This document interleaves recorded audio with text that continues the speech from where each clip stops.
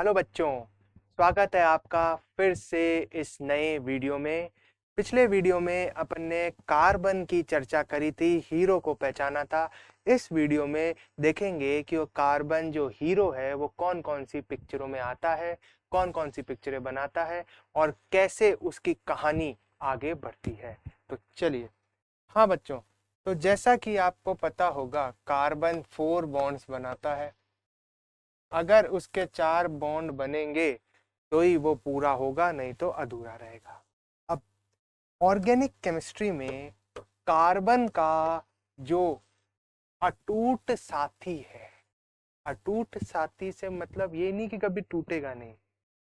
अटूट साथी से मतलब है लगभग हर यौगिक में, हर यौगिक में हाइड्रोजन तो होगा ही होगा जो कार्बन का साथ निभाएगा। ठीक है, इसलिए कार्बन हाइड्रोजन लगभग साथ साथ चलते हैं। और इसी कारण से ऑर्गेनिक केमिस्ट्री को दो पार्ट में ऐसे आप कह सकते हो। एक होते हैं हाइड्रोकार्बन, एक को कहते हैं हाइड्रोकार्बन और दूसरो कहते हैं अदर देन हाइड्रोकार्बन या ऑर्गेन अदर देन हाइड्रोकार्बन। अब इसका मतलब क्या है? इसका मतलब ये है कि हाइड्रोकार्बन में कार्बन और हाइड्रोजन ही होंगे। ठीक है, हाइड्रोकार्बन में सिर्फ कार्बन और हाइड्रोजन ही होंगे। एग्जाम्पल के अगर आपको तौर पे बताऊं तो आपने सुना होगा एल्केन। ये एल्केन देख रहे हो, फिर एल्कीन। ठीक है, फिर क्या है? एल्काइन। समझे? तो देखो यहां सिर्फ कार्बन और हाइड्रोजन ही है, लेकिन जो दूसरे कंपाउंड हैं उनमें कार्बन हाइड्रोजन तो होंगे ही, उसके अलावा कुछ और भी हो सकता है। जैसे ये आप जानते हो मिथेनॉल, ऑक्सीजन आ गया। ठीक है, और क्या हो सकता है? CH3NH2। देखो यहाँ पर नाइट्रोजन आ गया। और क्या हो सकता है? ऐसे बहुत से अलग अलग कंपाउंड हो सकते हैं। आप चाहो तो ये भी लिख सकते हैं CH3SH। यहाँ कौन आ गया? सल्फर आ गया। तो बच्चों यहाँ से आपने को दो बातें पता चली। एक तो ये कि कार्बन और हाइड्रोजन साथ साथ चलेंगे, जहां पर सिर्फ कार्बन और हाइड्रोजन ही है उन्हें बोलेंगे अपन हाइड्रोकार्बन।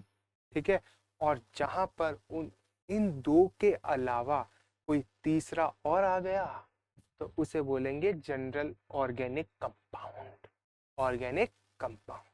हाँ, तो आगे बढ़ने से पहले मैं आपको एक बार फिर बताना चाहूंगा, ऑर्गेनिक केमिस्ट्री कार्बन और उसके कंपाउंड्स के साथ डील करती है।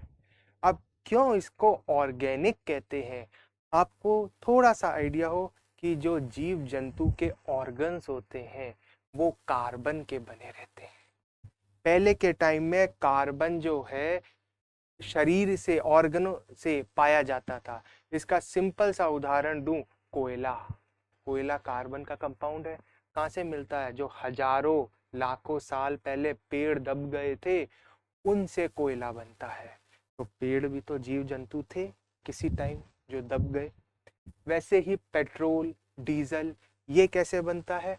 वही हजारों लाखों साल पहले जब ये जानवर दब गए थे उनका रस है ये पेट्रोल डीजल। आई बात समझ में? इसलिए इसका नाम पड़ा ऑर्गेनिक। पर इसका मतलब यह कतई ही नहीं कि कार्बन सिर्फ जीव जंतु से ही पाया जाता है। ये दूसरे तरीकों से भी लेबोरेटरी में भी पाया जा सकता है। इधर से उधर से रिएक्शन करके भी कार्बन को अपन प्राप्त कर सकते। ठीक है, तो इसलिए पहले से नाम चलता हुआ आ रहा था, इसलिए नाम अभी भी ऑर्गेनिक केमिस्ट्री ही रखा है। क्लियर? चलो अब बच्चों, अब अपन आगे देखें कि ठीक है कार्बन जुड़ रहा है, 4 बॉन्ड बना रहा है, पर आखिर ऑर्गेनिक केमिस्ट्री इतनी लंबी क्यों है? लंबी इसलिए है कि यहाँ तो मैंने सिर्फ दो ही कार्बन को जोड़ा है, ठीक है। धीरे धीरे कम से कम लाखों हजारों कार्बन आपस में जुड़ सकते हैं, इसीलिए उन्हीं को ही अपन ने क्या बोला है, कैटिनेशन। और इसका सिंपल सा उदाहरण मैं दूं, हीरा। जी हाँ, आप तो हीरा हो किसी न किसी का। मैं बात कर रहा हूँ डायमंड की, जो प्राकृतिक हीरा है। डायमंड क्या है, कार्बन आपस में जुड़ जुड़ के इतना प्रबल, इतना शक्तिशाली, the hardest natural substance on the earth होता है। आखिर क्यों? क्या डायमंड में कार्बन गिन सकते हो? नहीं, इतने सारे हैं कि आप गिन नहीं पाओगे, और इतना सख्त होता है कि डायमंड को तोड़ना बहुत ही मुश्किल है। इनफैक्ट डायमंड दूसरी चीजों को तोड़ने में काम में आता है। समझ गए बच्चों?